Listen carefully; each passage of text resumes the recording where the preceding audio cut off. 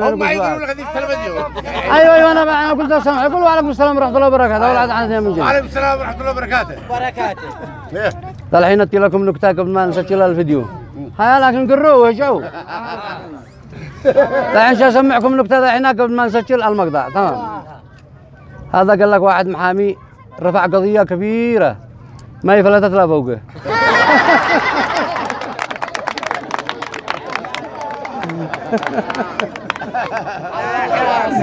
يلا قدمني. حلوه الان الاستاذ حسين حيدي لنا حق حسين البدني بالجيش مثل اسماعيل ياسين. حسين البدني بالجيش كيف قصتك بالجيش؟ الطيران ولا فيه. هيا من سمع يصلي على رسول الله صلى الله على رسول الله على هذا مرة يوم ما تعسكرنا يوم ما تعسكر طبعا احنا تعسكرنا بعد الزمن بعد الثانوية العامة يعني في التبع حقنا يعني ايام السنة تجنيد وسنة تدريس وسنة كذا احنا تعسكرنا بعد الثانوية. طبعا بالمعسكر لو ما تعسكرنا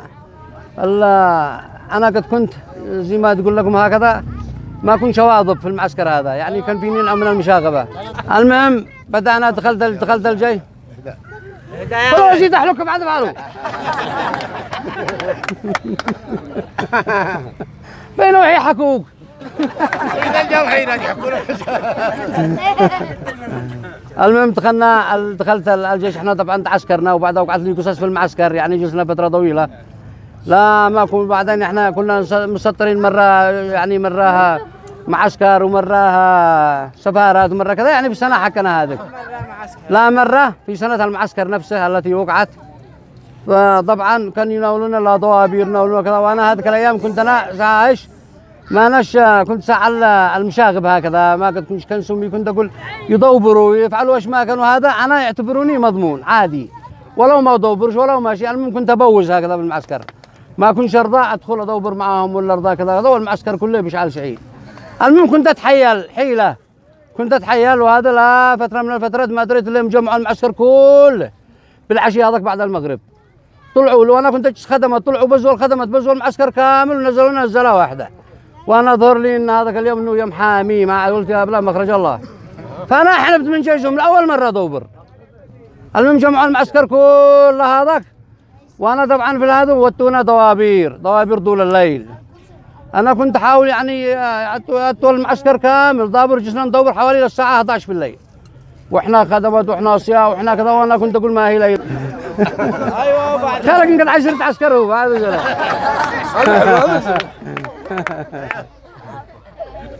المهم كنت اقول هذا الليله ببلغ لهم جمع العسكر كله من تحت صلوات الله على رسول على الطيبين الطاهرين. ايوه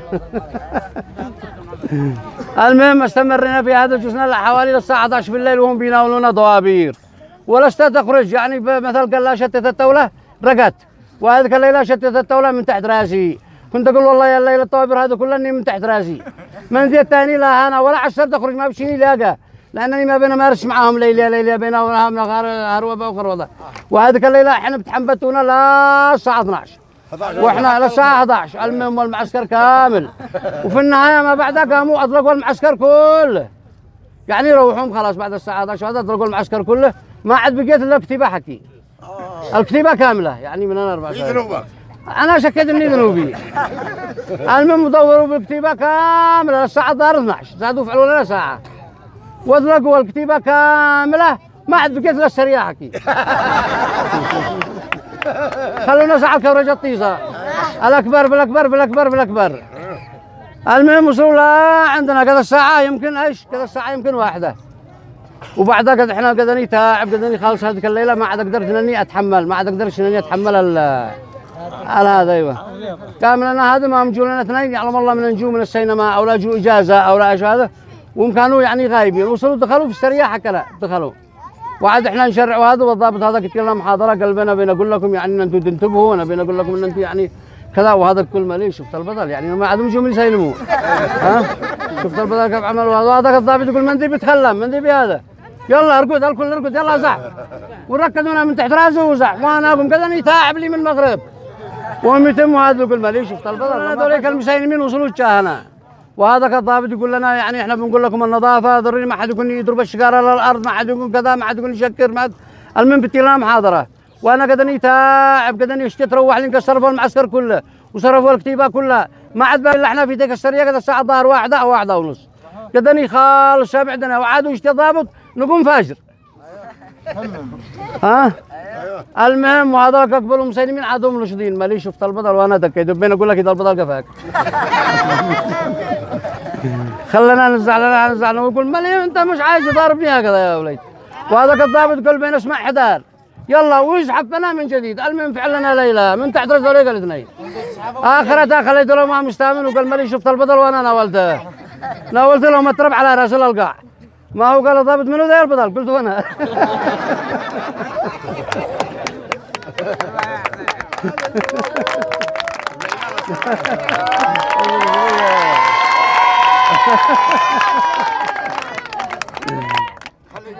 من انا لهنا كم صرف الكتيب صرف السريه كلها قال منو ذا البطل قلت انا البطل ها قال هذا اللي ضربته منو قلت التويعه من انا لهنا صرف السريه كامله والمعدن اللي انا ناوي قلت يا فندم كان جمعت المعسكر هذا كله من تحت راسي جمعت المعسكر كله من تحت راسي وصرفت المعسكر كله ما عاد بكيتوني الا انا المهم ما بعدها بزلني انا وذيك ما بعدها وضابر جزاء ندع لنا ليله ايامه برد وايامه كذا كان خرجنا حافين وخلينا نتخالف من داعي خالفه ثاني كنا هذا يصير وذا يجي المهم ما عاد السنه وذيك وبالتالي نازح من كثر ما ذنبت قلت والله ما عاد عسكر ولا عاد تشفيد المعسكر لو وقعش ما وقع انا هذا حتى انا قال الفندم قال انا شتي لكم داعينا مهله معاكم حاجه وانا اشد لكم قلت ايش يا فندم خلاص ترى وهذا قالوا انطلقوا لي من هنا للبوابه وايام برد ايام ثلج ايام كذا قالوا انطلقوا من هنا والذي حيخالف الثاني شد لكم وخليه يطلع يرقد يلا قلنا خلاص ما وعدت واحد من ثلاثه وانا انطلقت ما قوان يلا وعدت بعد واحد من ثلاثه وانا ولد 4 5 6 وانا ولد وصلت من هنا من جنب الخدمات من البوابه والهربه ما بعده انه بيلاحقوني يرجع ساعه عليك هذا قلت ما عادش معسكر ولا عادش في عسكره فلت وتروحت لي جوز طبعا فتره ما بعدها كنت اسير ادور اسمي هناك في المصالح في السفارات في الكذا كذا والضابط هذاك بيدورني لا مره يا جماعه صح ايوه لا مره جاوا قدني جاوا قدنا في سفاره او لا في مصلحه كذا نزل بيدور تمشي وهذا وصل يا ولد وانا هناك وقتها الظهر يعني هكذا شركه وهذا نزلت هناك وانا ببلع عنده وانا سر صليت ما تخلى عندي قال الله يهديكم باي دحين اسمعكم جاء قريه ها القريه المدوحشه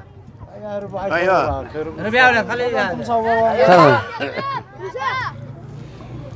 قال لك جاء قريه حمار وحشي ما القريه خرجت له عن بكره ابيها ها وصلوا دغشوا ما شو دارين وشو من شيء هذا ديجا طفشوا بزوله بجد بيعان الله قالوا يعترف انه غزال